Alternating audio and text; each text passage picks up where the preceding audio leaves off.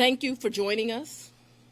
I'm here with the prosecutors and investigators who have worked diligently on the investigation of criminal attempts to interfere in the administration of Georgia's 2020 presidential election.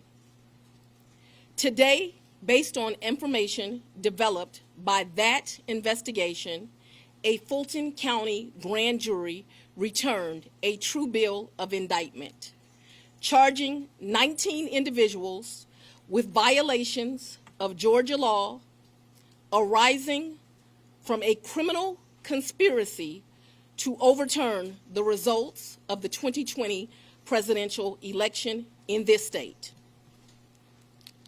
The indictment includes 41 felony counts and is 97 pages long. Please remember that everyone charged in this bill of indictment is presumed innocent. Specifically, the indictment brings felony charges against Donald John Trump, Rudolph William Louis Giuliani, John Charles Eastman, Mark Randall Meadows, John Cheeseborough, Jeffrey Clark, Jenna Lynn Ellis, Ray Stallings Smith III, Robert David Cheeley, Michael A. Roman, David James Schaefer, Sean Micah Tresher Steele, Stephen Cliffgard Lee, Harrison William Prescott Floyd, Travion C. Cootie, Sydney Catherine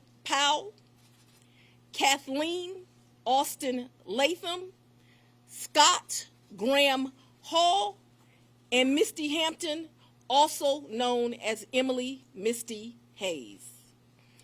Every individual charged in the indictment is charged with one count of violating Georgia's Racketeer, Influenced, and Corrupt Organizations Act through participation in a criminal enterprise in Fulton County, Georgia, and elsewhere to accomplish the illegal goal of allowing Donald J. Trump to seize the presidential term of office beginning on January 20th, 21. Specifically, the participants in association took various actions in Georgia and elsewhere to block the counting of the votes of the presidential electors who were certified as the winners of Georgia's 2020 general election. As you examine the indictment, you will see acts that are identified as overt acts and those that are identified as predicate acts, sometimes called acts of racketeering activity. Overt acts are not necessarily crimes under Georgia law in isolation, but are alleged to be acts taken in furtherance of the conspiracy. Many occurred in Georgia, and some occurred in other jurisdictions and are included because the grand jury believes they were part of the illegal effort to overturn the results of Georgia's 2020 presidential election. The acts identified as predicate acts or acts of racketeering activity are crimes that are alleged to have been committed in furtherance of the criminal enterprise. Acts of racketeering activity are also charged as separate counts in the indictment against those who are alleged to have committed them. All elections in our nation are administered by these states, which are given the responsibility of ensuring a fair process and an accurate counting of the votes. That includes elections for presidential electors, Congress, state officials, and local offices. The state's role in this process is essential to the functioning of our democracy. Georgia, like every state, has laws that allow those who believe that results of an election are wrong, whether because of intentional wrongdoing or unintentional error, to challenge those results in our state courts. The indictment alleges that rather than abide by Georgia's legal process for election challenges, the defendants engaged in a criminal racketeering enterprise to overturn Georgia's presidential election result. Subsequent to the indictment, as is the normal process in Georgia law, the grand jury issued arrest warrants for those who are charged. I am giving the defendants the opportunity to voluntarily surrender no later than noon on Friday, the 25th day of August, 2023. I remind everyone here that an indictment is only a series of allegations based on a grand jury's determination of probable cause to support the charges. It is now the duty of my office to prove these charges in the indictment beyond a reasonable doubt at trial. I would like to take a moment to thank the Superior Court Clerk, Shay Alexander, and her staff for staying late and making sure that this indictment was processed.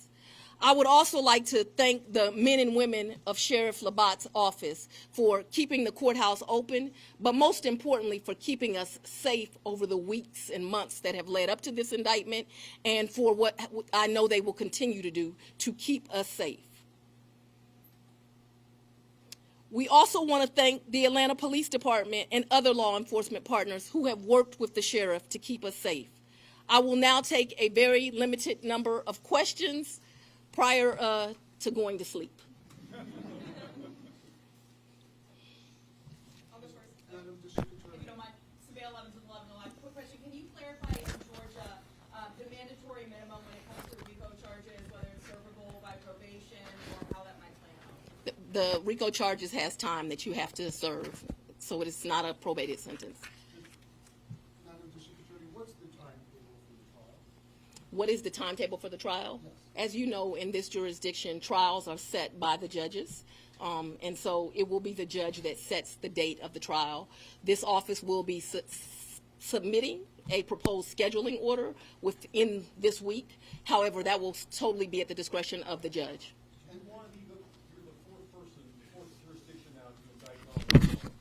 Could you be the fourth one to try him, or could you move it up? Do you want to be the first to try him? I don't have any desire to be first or last. I want to try him and be respectful for our sovereign states.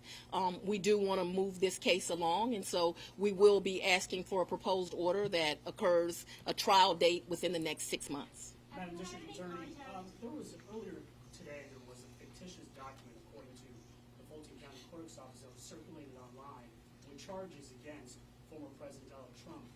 That fictitious document matched exactly the charges that we now see in this indictment. Can you tell us more about that document leak?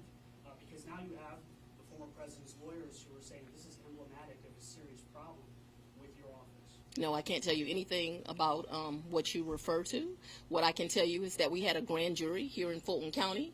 They deliberated till almost 8 o'clock, if not right after 8 o'clock. An indictment was returned. It was true billed, and you now have an indictment. I am not an expert on clerks' duties or even administrative duties. I wouldn't know how to work that system, and so I'm not going to speculate. Next question. Have you had any contact with the special counsel about overlap between these cases, and do you intend to try all of these defendants together? Do I intend to try the 19 defendants in this indictment together?